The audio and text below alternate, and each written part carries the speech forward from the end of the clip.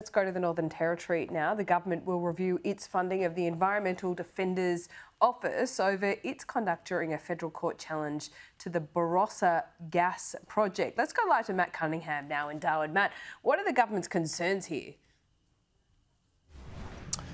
Well, the federal court handed down its decision this month, Laura, into a challenge that was launched by Tiwi Islander traditional owners to the gas pipeline that was being laid by Santos for its Barossa project. That's piping gas from the Barossa field about 300 kilometres north of Darwin.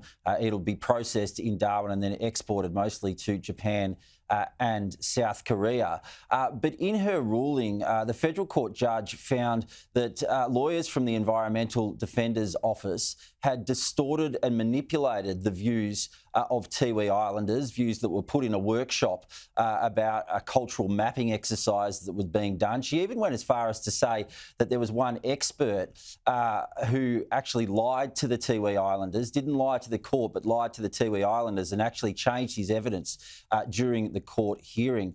The court ruled in favour of Santos. That project is now going ahead, but the Northern Territory government says that it is now reviewing the funding that it gives to the Environmental Defenders Office. Here's the Chief Minister, Lawler, speaking about this issue.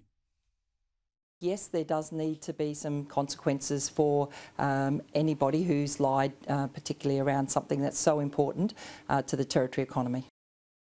We fund them $100,000 a year, and I've asked Kate to have a look at the contract details around that because we need to work together in partnership with the Environmental Defenders Office.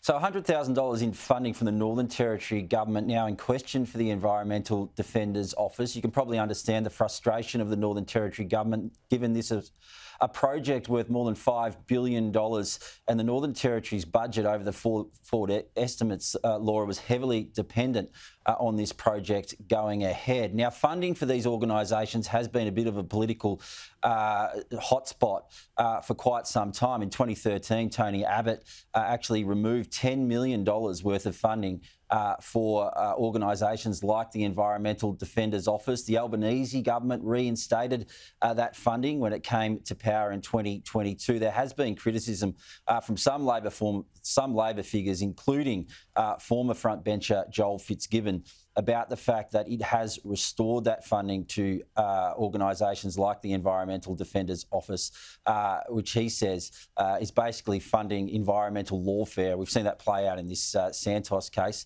The upshot at the moment is that Santos has won that court battle and work has now resumed on laying that pipeline from the Barossa field to Darwin, with the first gas expected to be produced early next year. Yeah, really interesting, Matt. Thanks so much. We'll check in with you soon.